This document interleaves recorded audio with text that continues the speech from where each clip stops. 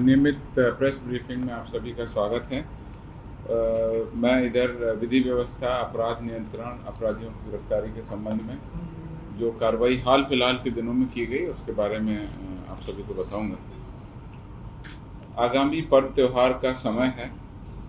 दीपावली, लक्ष्मी पूजा, काली पूजा और छठ पर्व के अवसर पर सभी प्रकार की विधि व्यवस्था बनाए रखने, भीड़ नियंत्रण, सुरक्षा आदि सभी पहलुओं को देखते हुए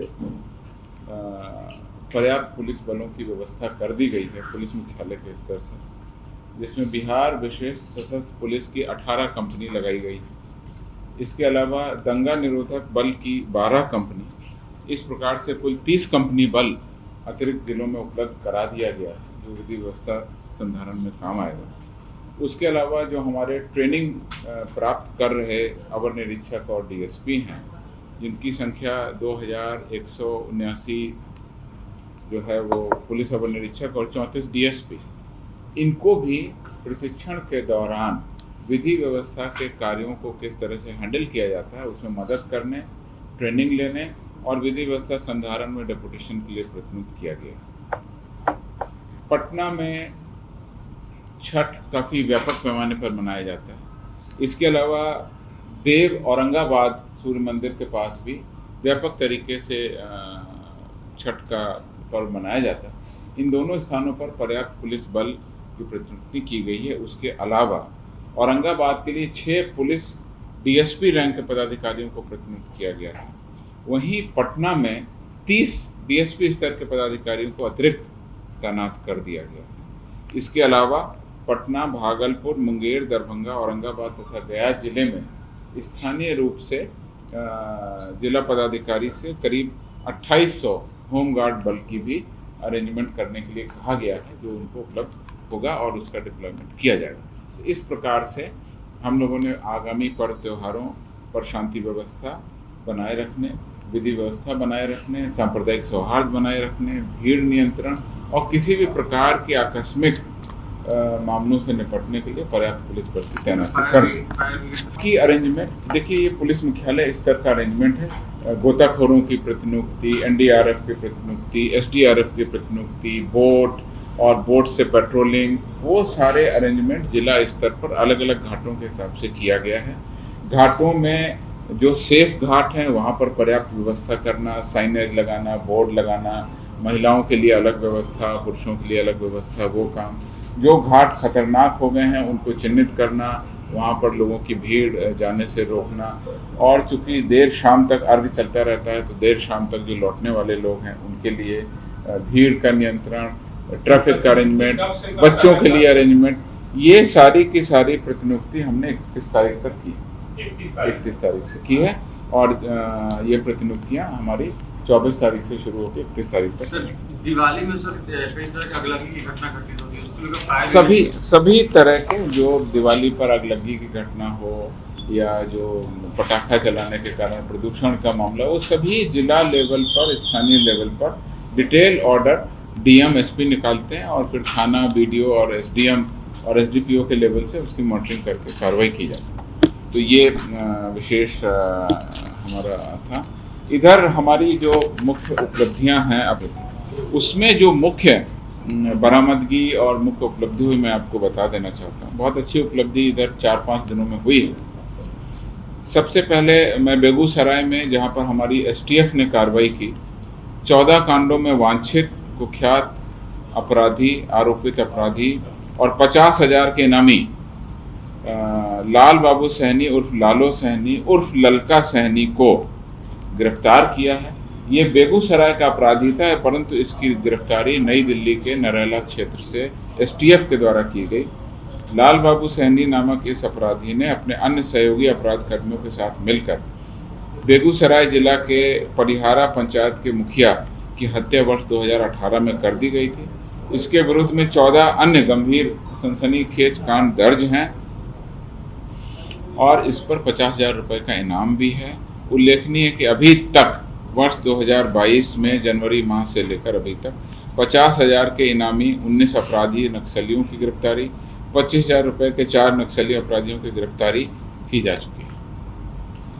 एक अन्य बहुत महत्वपूर्ण उपलब्धि हुई है जो पुलिस के लिए बहुत ही प्रशंसनीय है, उल्लेखनीय है। पुलिस बल को हम लोग मनोबल बढ़ाने के लिए उनको अलग से प्रशस्ति पत्र देंगे। वो ये है कि सारण के दरियापुर क्षेत्र में जो करीब 37 किलो चांदी लेकर एक व्यवसायी आ रहे थे और उनको चाकू मारकर 4 अज्ञात अपराध कर्मियों द्वारा आंख में मिर्ची डालकर इसको लूट लिया गया। यह घटना 19 अक्टूबर को हुई और 19 अक्टूबर की इस घटना घटित होने के बाद पुलिस ने बिल्कुल ही साइंटिफिक और लॉजिकल तरीके से अनुसंधान किया और मैं कहूँगा कि 18 घंटे के अंदर या 24 घंटे के अंदर ही पूरा का पूरा मामला उद्भेदित कर दिया। 100% 37 किलो चांदी की बरामदगी हो गई है। 8 अपराध कर्मी इसमें गिरफ्तार हो गए हैं। 1 देशी कट्टा, 2 कारतूस, 1 मोटरसाइकिल, 1 टेम्पू और जिस चाकू से उस पर वार किया गया था वो चाकू भी बरामद हो गया और इसके साथ में 7 मोबाइल फ़ोन भी बरामद हुए। इस संबंध में दरियापुर थाना कांड संख्या 575/2022 दर्ज किया गया था 19 अक्टूबर को और 24 घंटे के अंदर में इस पूरे घटनाक्रम का जो सनसनीखेज था, एक व्यापारी के साथ में 37 किलो चांदी की लूट हुई थी, करीब 12 से 15 लाख रुपए उसकी कीमत होती है। उसको 24 घंटे के अंदर में विशेष टीम के द्वारा इसका उद्भेदन कर दिया। इसके अलावा नवादा में एक अपराध की योजना बनाते हुए 4 अपराध कर्मियों को गिरफ्तार किया गया है, जिससे अपराध की योजना विफल हो गई। उसमें 2 देशी पिस्तौल, 3 जिंदा गोली, 2 मोटरसाइकिल बरामद किया गया। इस संबंध में कांड संख्या 658/22 दर्ज किया गया। ये सारी उपलब्धि 18 अक्टूबर की है। रोहतास में 5 कांडों से पूर्व में वांछित आरोपित अपराध कर्मी की गिरफ्तारी हुई है। 17 अक्टूबर को रोहतास जिला के काराकाट थाना अंतर्गत जरावल पुल के पास वाहन चेकिंग के दौरान विकलेश चौधरी उर्फ मिथिलेश चौधरी उर्फ खोखा को आग्नेयास्त्र और गोली के साथ गिरफ्तार किया गया। इसमें 1 देशी कट्टा, 1 कारतूस, मोटरसाइकिल, मोबाइल बरामद किया गया और ये काराकाट के थाना क्षेत्र में ये हमारे वाहन चेकिंग और रोको टोको अभियान के अंतर्गत उपलब्धि हुई है। एक और उपलब्धि हुई है रोको टोको अभियान के अंतर्गत सिवान थाना क्षेत्र के जीबी नगर से। वहाँ पर 18 अक्टूबर को संध्या में जब रोको टोको अभियान के तहत पुलिस छापामारी और चेकिंग कर रही थी तो उसमें जीबी नगर थाना के सरवारा बाजार में अमरजीत पंडित नामक एक व्यक्ति को एक संदिग्ध मोटरसाइकिल के साथ गिरफ्तार किया गया और जब उसका सत्यापन किया गया तो ये पाया गया कि ये मोटरसाइकिल चोरी की है। उसके बाद उससे पूछताछ की गई और पूछताछ के बाद में इस गिरोह का उद्भेदन हुआ। उसकी निशानदेही पर 2 अन्य मोटरसाइकिल जो चोरी की थी वो भी बरामद की गई और 2 अभियुक्त और गिरफ्तार किए गए। इस प्रकार से इस वाहन चेकिंग के जो रोको टोको अभियान है उसके अंतर्गत 3 मोटरसाइकिल बरामद हुई और 3 अभियुक्त गिरफ्तार किए गए।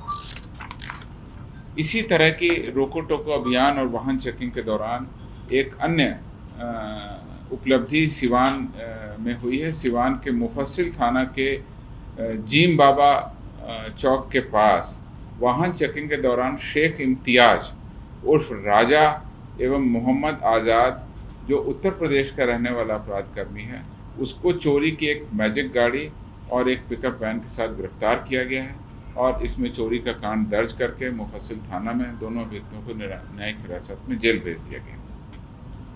मोटरसाइकिल चोरों के गिरोह का एक और उद्भेदन हुआ है जो लखीसराय जिला से संबंधित है। 19 अक्टूबर की यह घटना है।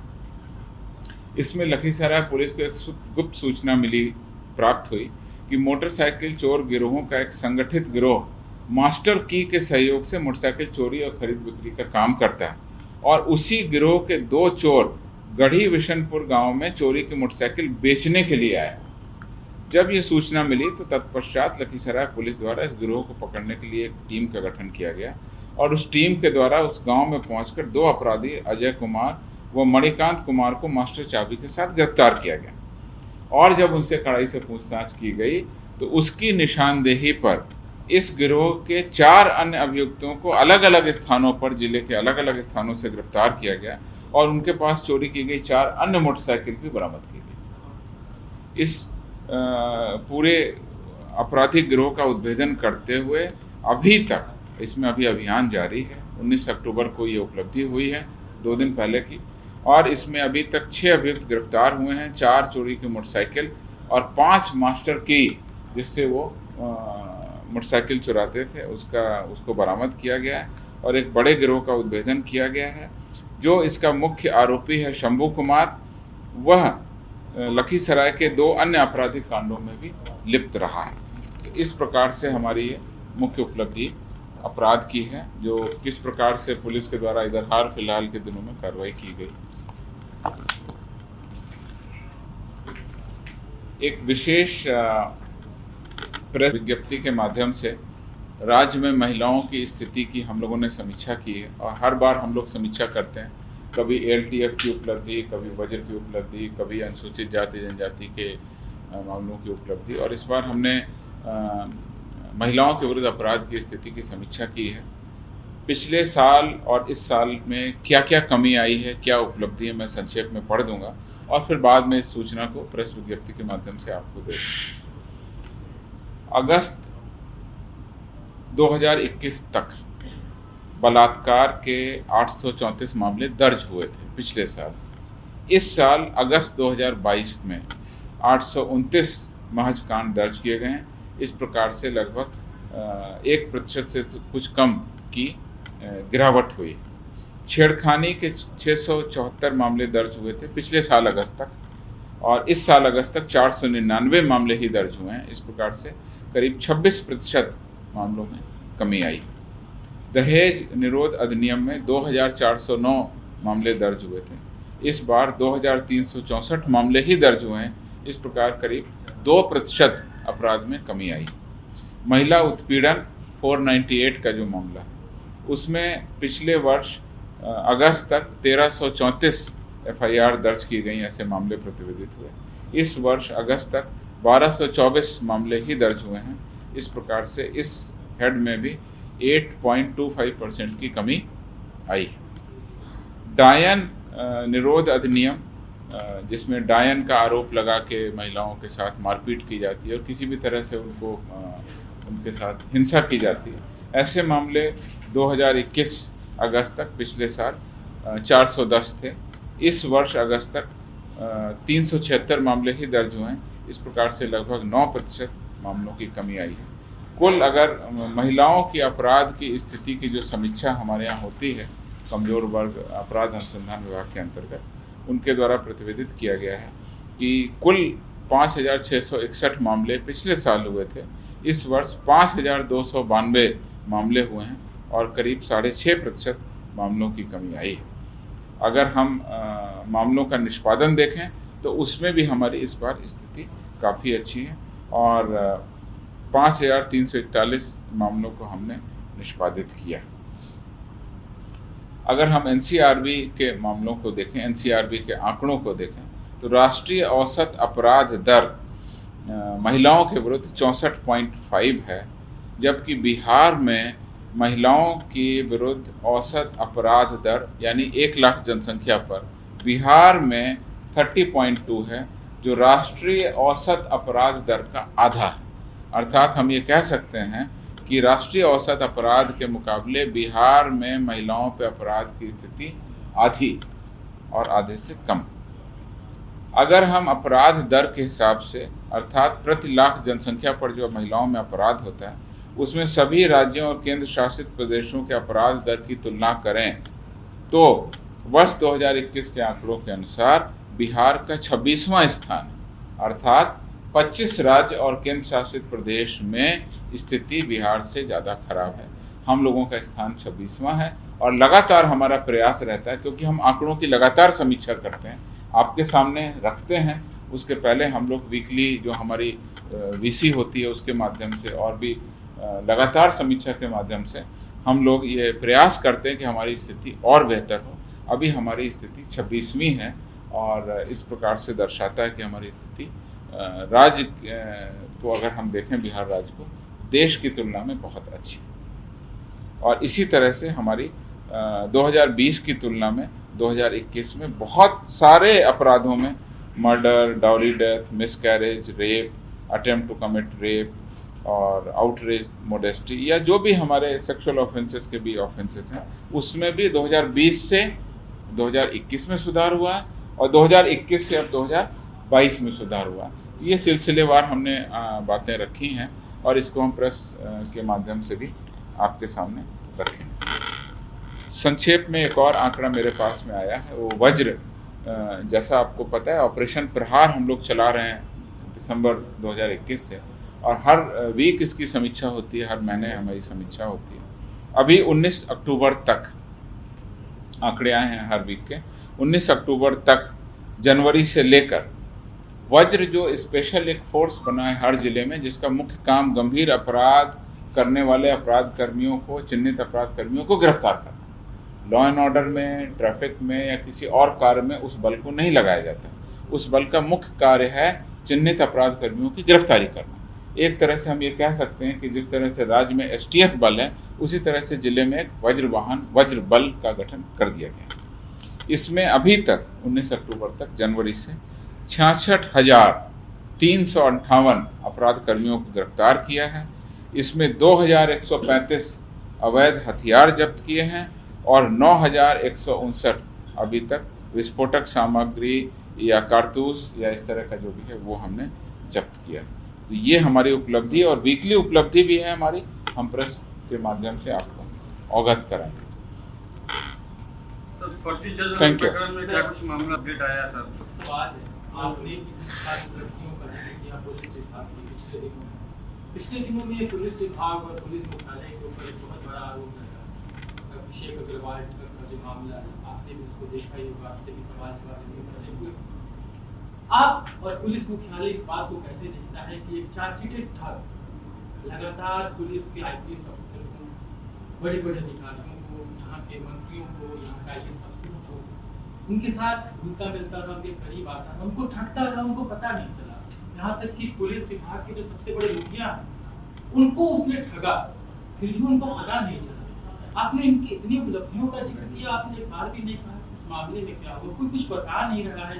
कैसे आप पिछली बार उपस्थित होंगे और नहीं उपस्थित होंगे तो आपके मीडिया के सारे लोग उपस्थित, डिटेल में सारी बातें बता दी गई और पुलिस ने ही कार्रवाई की और पुलिस ने ही इस मामले का उद्भेदन किया और पुलिस की सूचना पर और छानबीन करने के बाद बिहार पुलिस की विशिष्ट जांच इकाई है, आर्थिक अपराध इकाई, जिसको कि आर्थिक मामलों में भी अनुसंधान करने की शक्ति है और साइबर मामलों में भी जांच करने की शक्ति है। उनके द्वारा कांड दर्ज किया गया, सत्यापन किया गया। कांड दर्ज करने के उपरांत में उसमें 5 अभियुक्त बनाए हैं। 5 अभियुक्तों में से 4 अभियुक्तों को तत्काल गिरफ्तार कर लिया गया है, वो जेल भेज दिए गए हैं और उनके पास से बहुत सारी मोबाइल फ़ोन और बाकी चीज़ें बरामद की गई हैं।